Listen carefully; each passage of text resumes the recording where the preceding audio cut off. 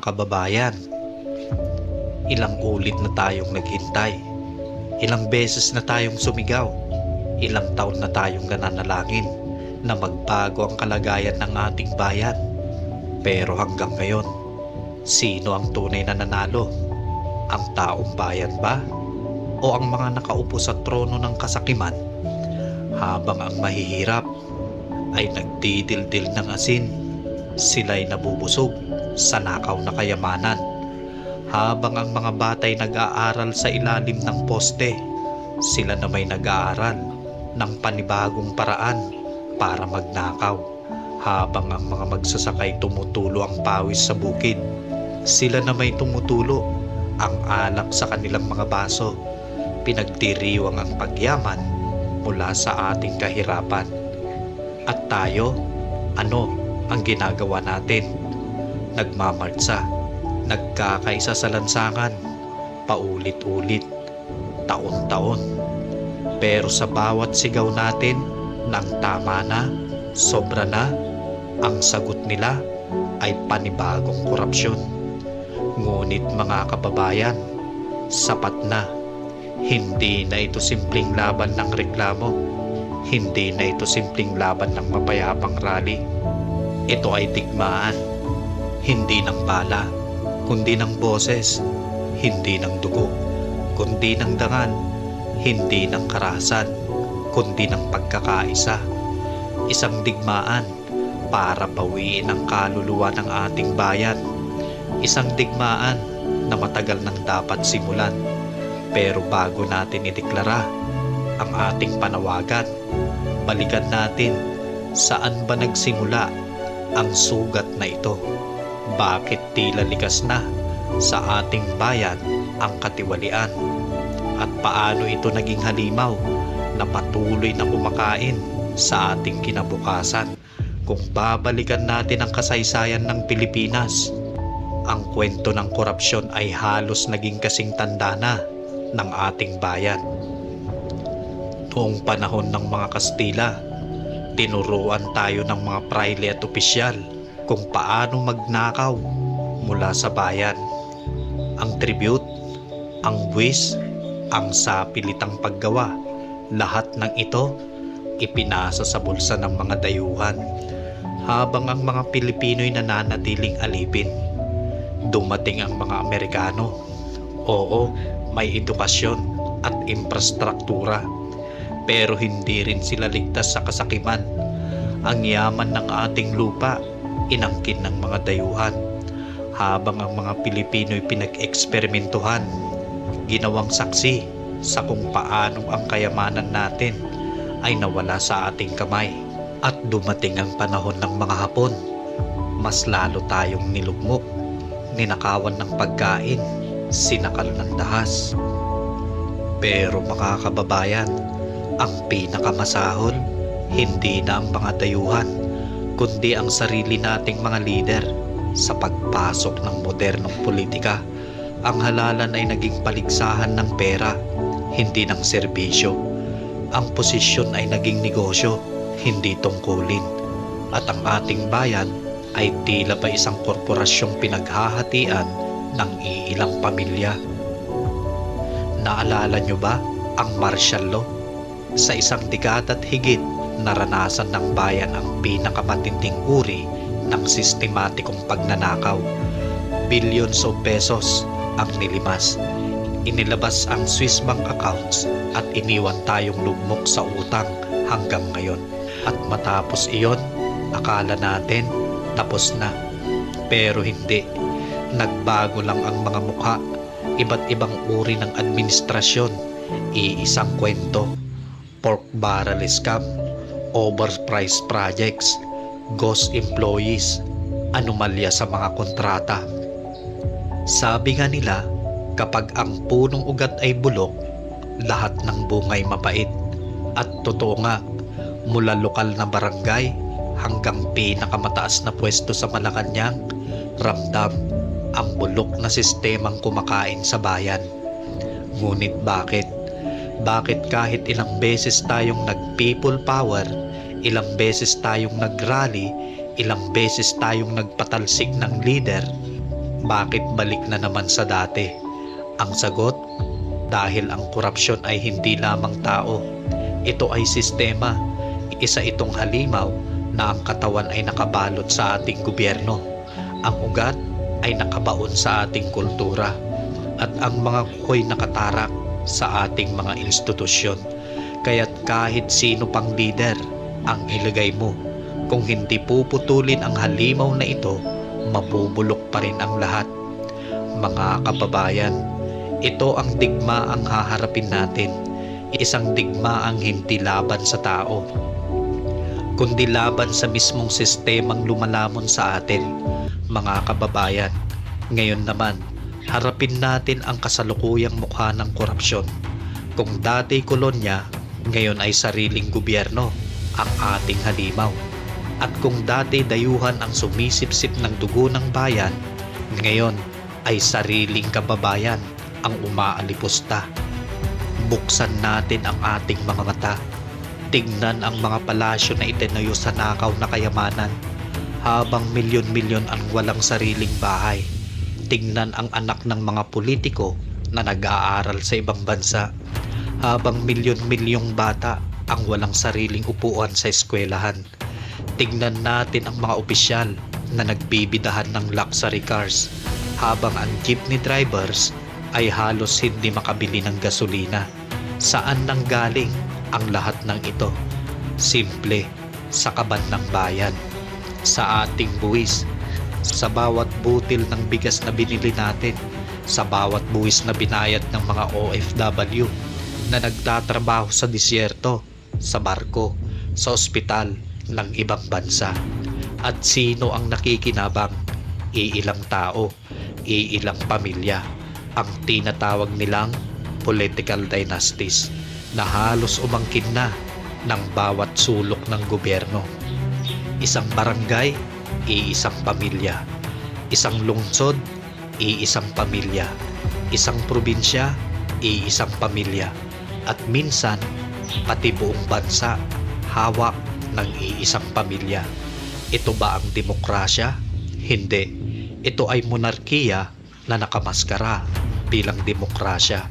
At huwag nating kalimutan ang mga iskandalo. Pork barrel scam, bilyong-bilyong piso ang nilamon ng peking NGO at ghost projects. Ghost projects at kickbacks, mga tulay na walang kalsada, mga eskwela ang walang silid, mga kontratang peke pero milyones ang binayaran. At anong nangyari sa mga may sala? Wala.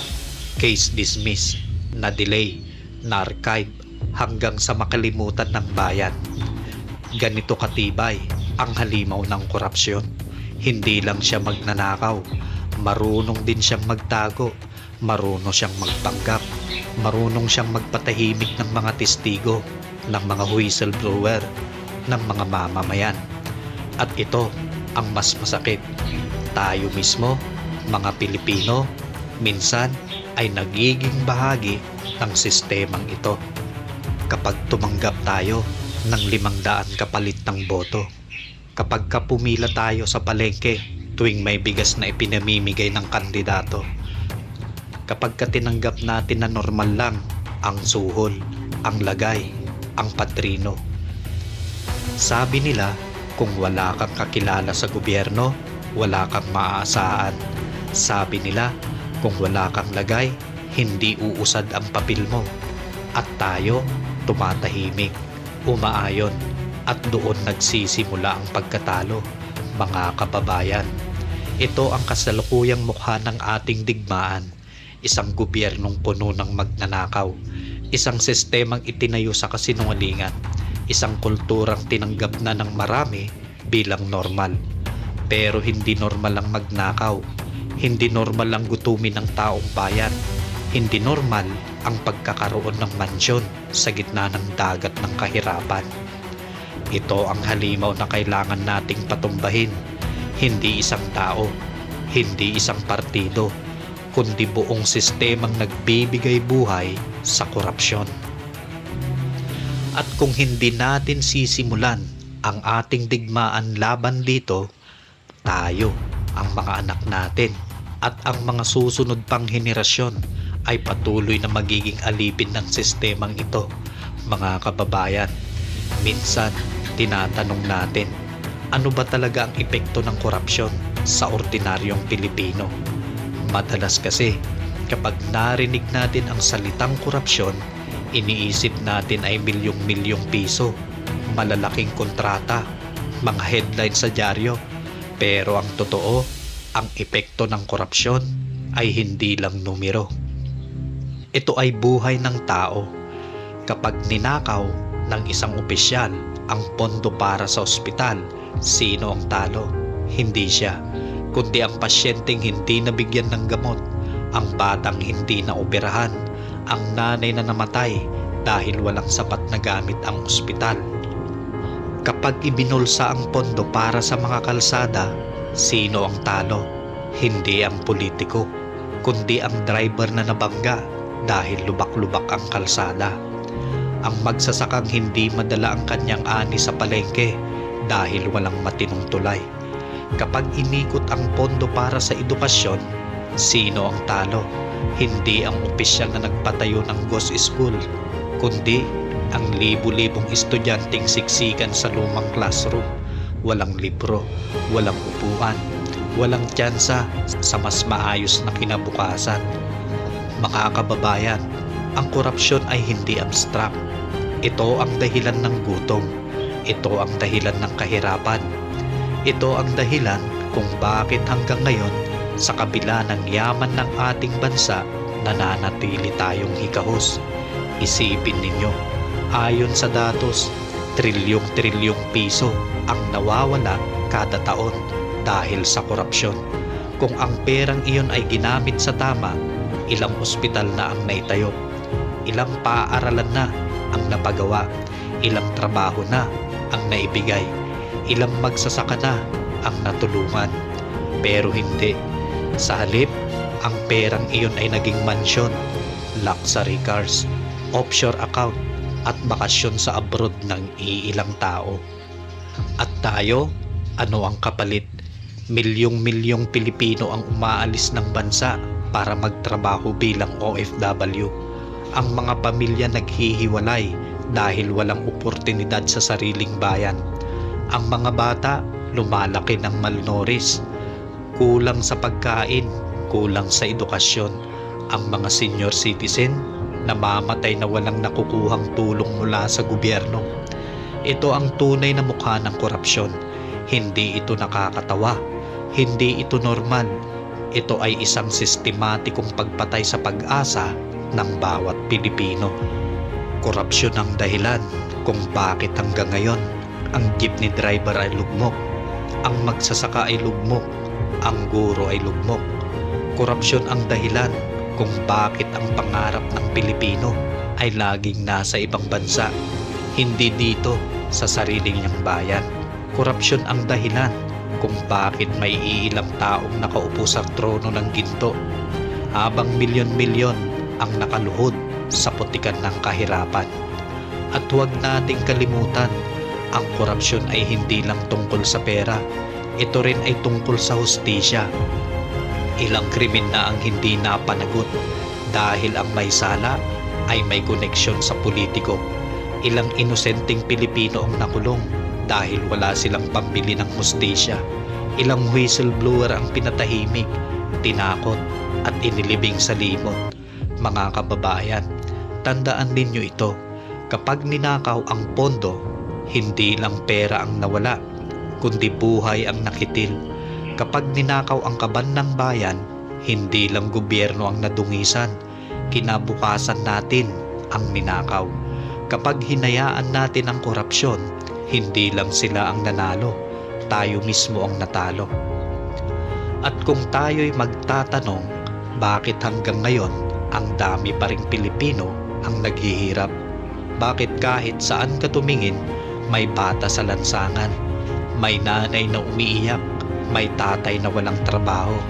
Ang sagot ay malinaw, dahil ninanakawan tayo araw-araw, taon-taon, hini-henerasyon. Mga kababayan, ito ang sugat ng bayan. At habang patuloy tayong nagbubulag-bulagan, patuloy rin itong lalalim. At balang araw, baka huli na para maghilom.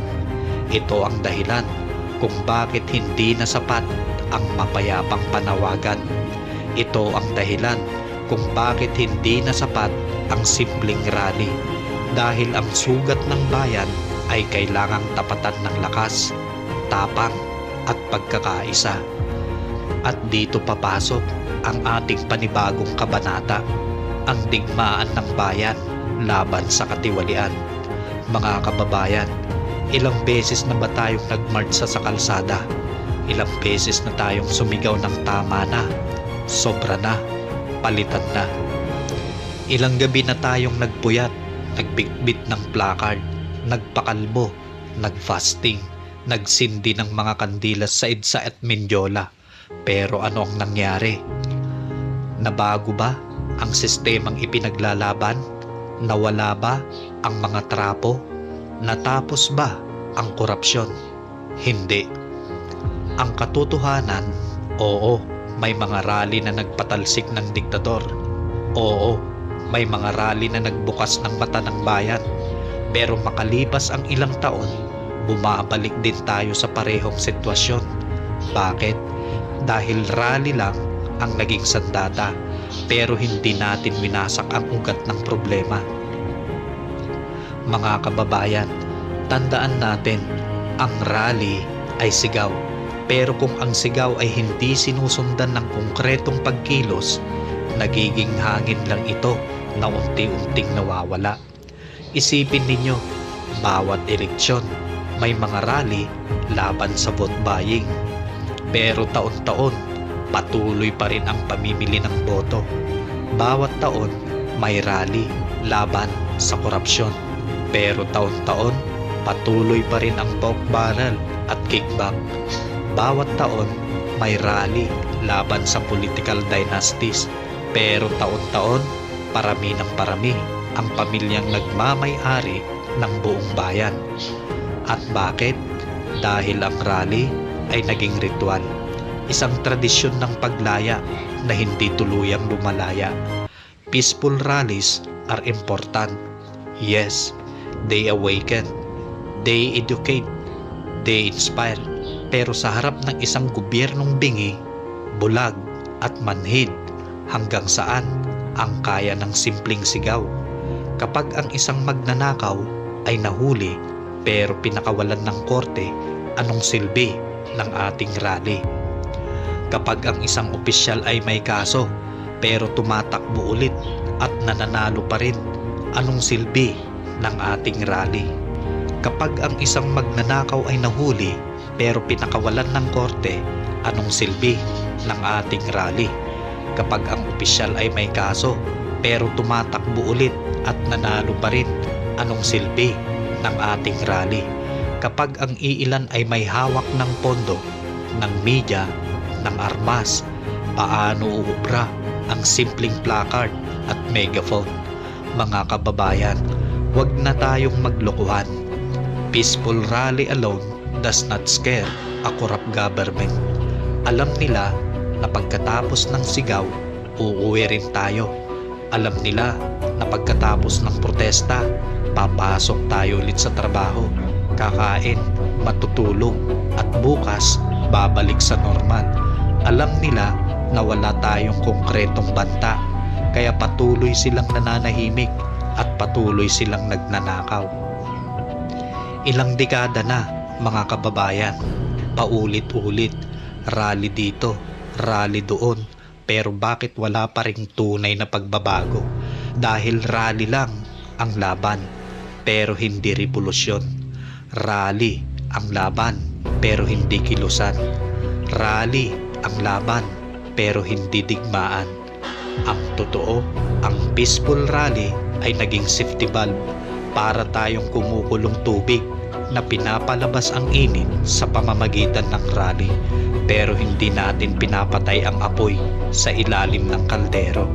At habang galit tayong nagsisigawan sa kalye, ang mga trapo ay nagsasayawan sa palasyo. Mga kababayan, Ilang beses pa tayong magpapaloko. Ilang beses pa tayong magpapakahirap sa lansangan, pero uuwi ring talunan. Ilang beses pa nating tatanggapin na rally lang ang ating sandata laban sa halimaw ng korupsyon. This is why we say peaceful rallies are not enough. Hindi sapat ang sigaw, hindi sapat ang placard, hindi sapat ang pagkakaisa sa kalsada kung walang kasunod na tunay na pagkilos. We need more. We need strategy. We need a movement that does not end in the street but infiltrates every home, every workplace, every barangay.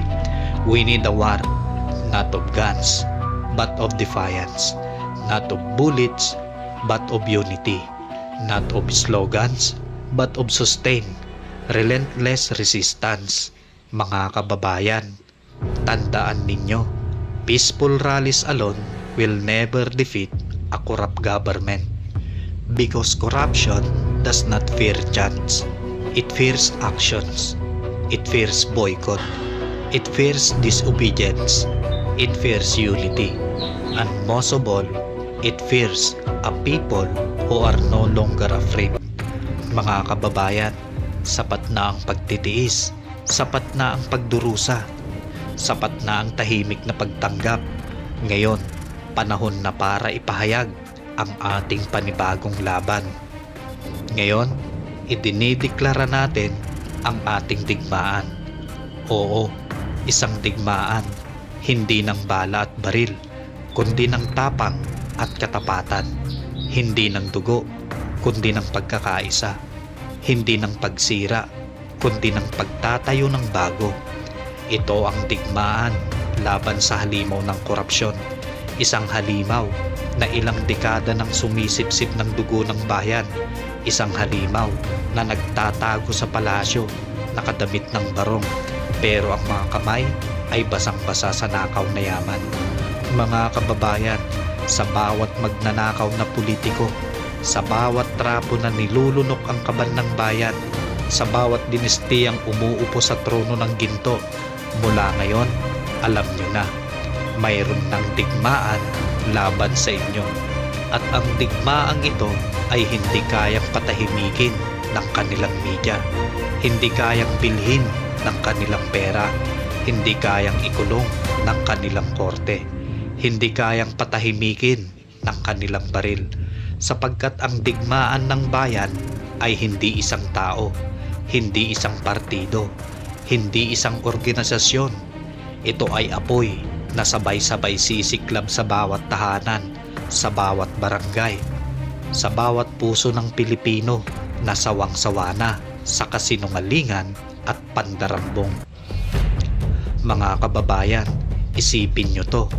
Kapag bumili ka ng produkto ng korap na negosyanteng protektado ng gobyerno, ikaw ay pinagnanakawan. Kapag bumoto ka sa trapo kapalit ng 500, ikaw ay alipin. Kapag nananahimik ka sa harap ng pandarambong, ikaw ay kasabwat.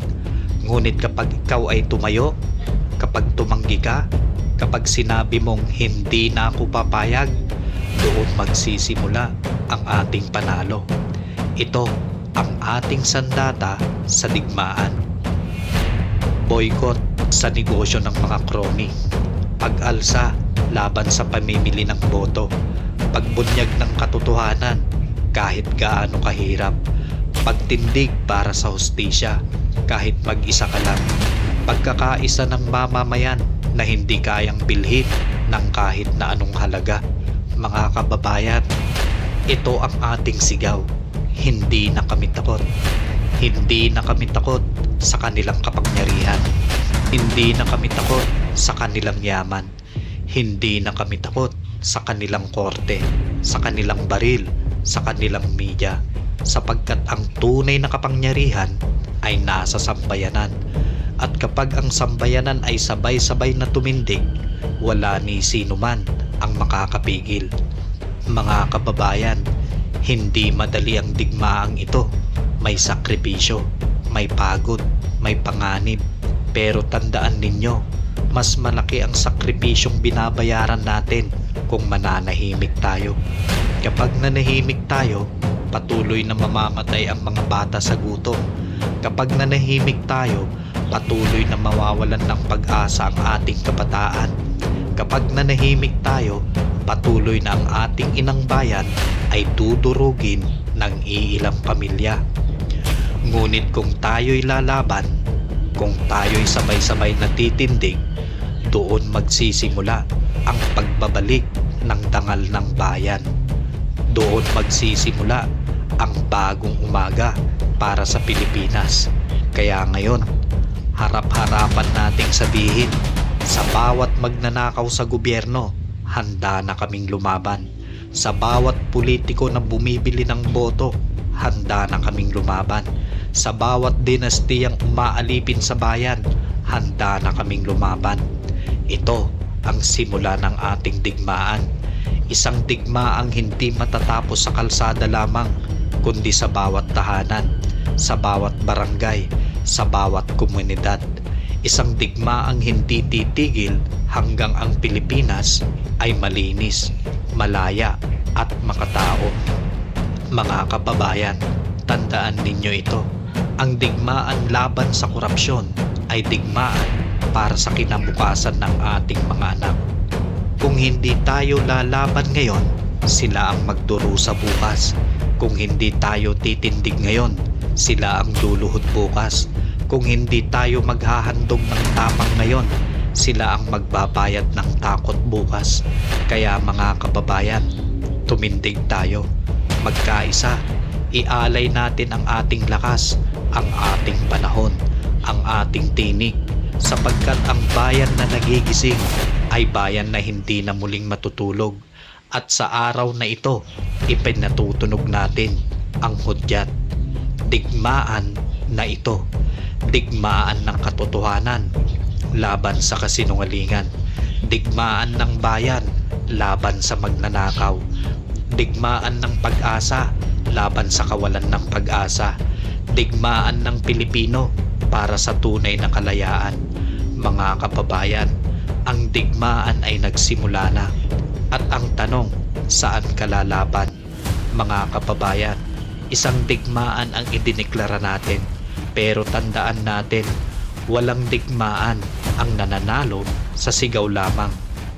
Kailangan ng plano, kailangan ng taktika, kailangan ng estratehiya. Hindi sapat na alam natin ang ating kalaban.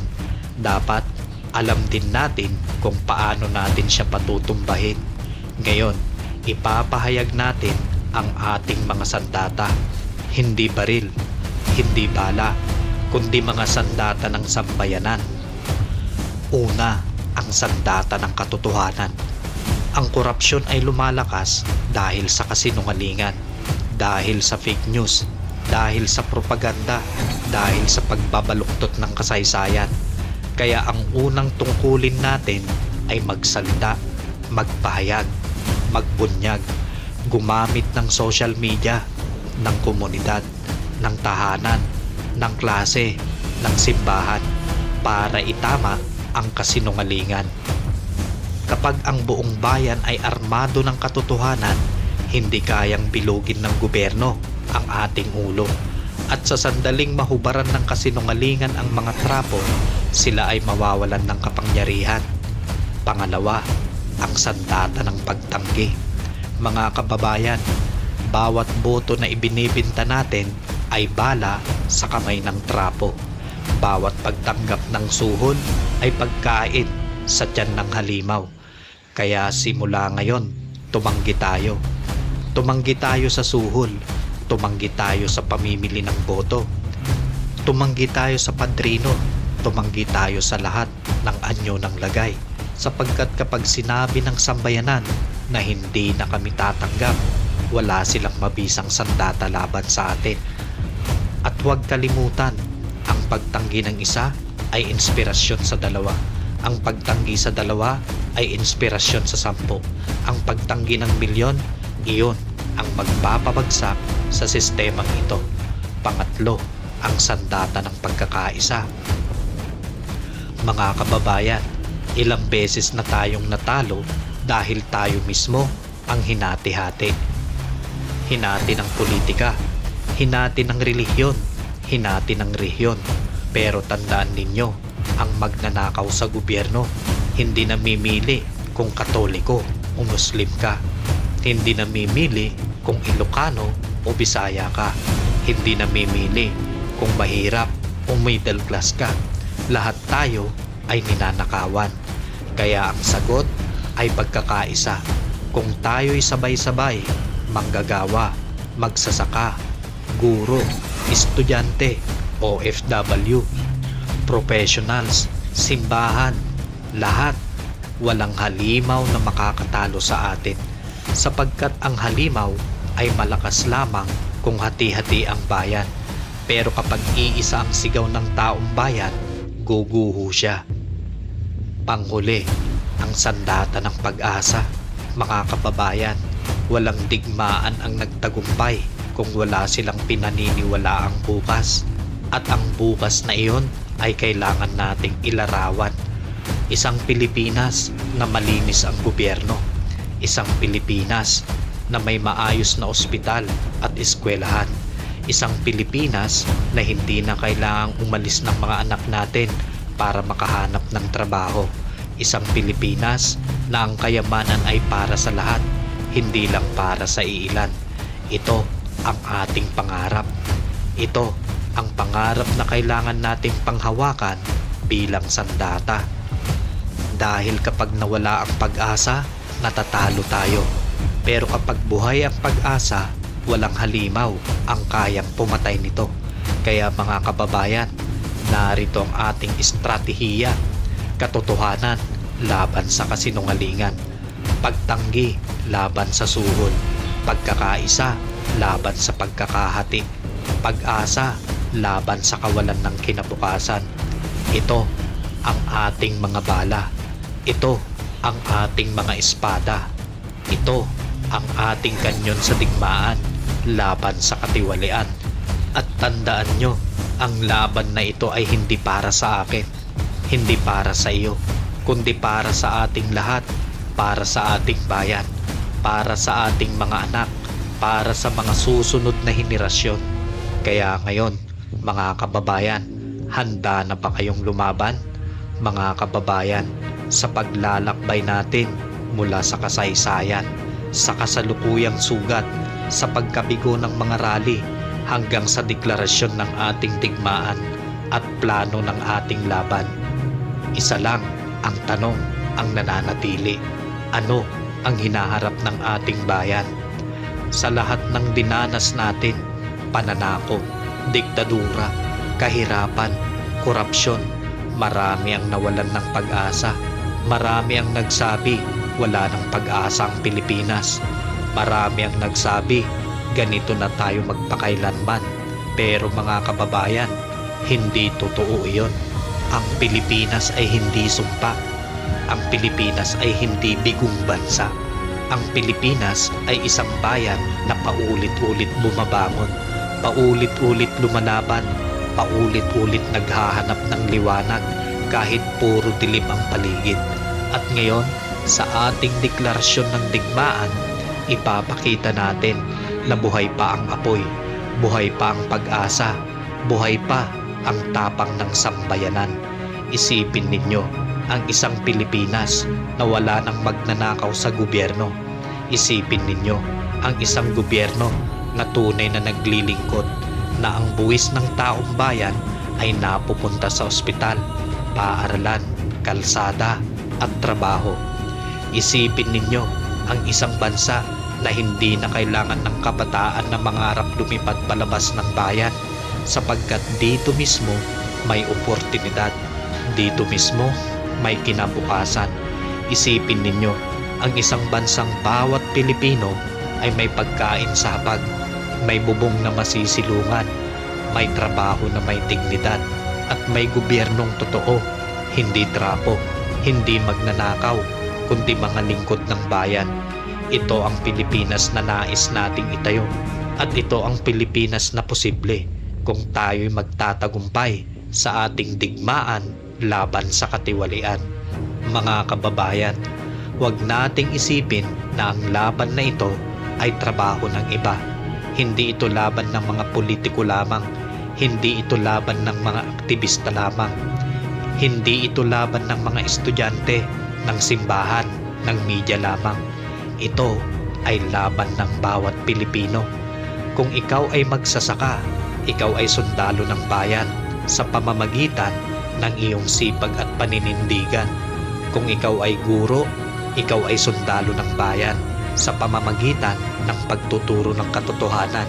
Kung ikaw ay manggagawa, ikaw ay sundalo ng bayan sa pamamagitan ng pagtanggi sa katiwalian at pakikibaka para sa tama.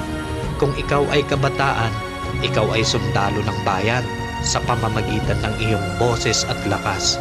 At kung ikaw ay ordinaryong Pilipino, nanay o tatay, estudyante o senior citizen, huwag mong isipin na wala kang magagawa.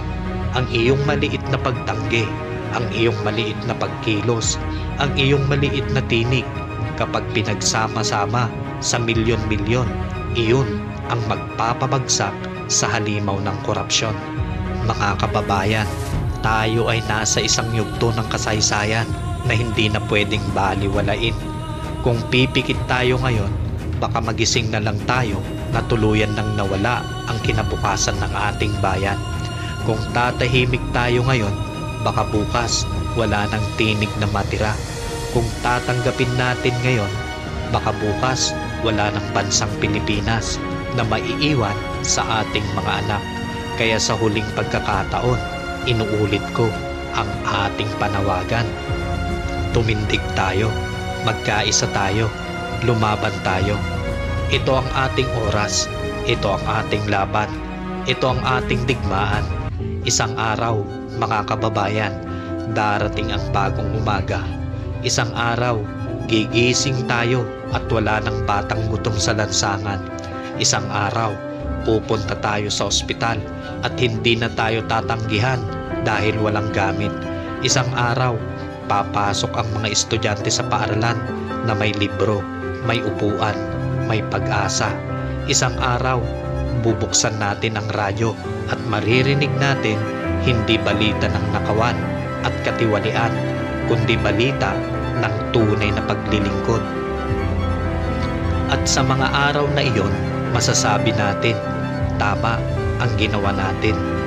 Tama ang pinaglaban natin. Tama ang sakripisyong inalay natin dahil ang Pilipinas ay muling isinilang. Malinis, malaya, makatao, makabayan. Mga kababayan, ang digmaan ay hindi natatapos sa mga salita. Nasa mga kamay natin ang tunay na laban. Ngayon, ako'y nagtatanong, handa na ba tayong lumaban? Handa na ba tayong tumindig? Handa na ba tayong ipanganak muli ang ating bayan? Kung oo, simulan natin ang ating paglalakbay. Hindi bukas, hindi sa susunod na eleksyon, hindi sa susunod na henerasyon, kundi ngayon, sapagkat ang bagong umaga ng Pilipinas ay magsisimula sa bawat isa sa atin.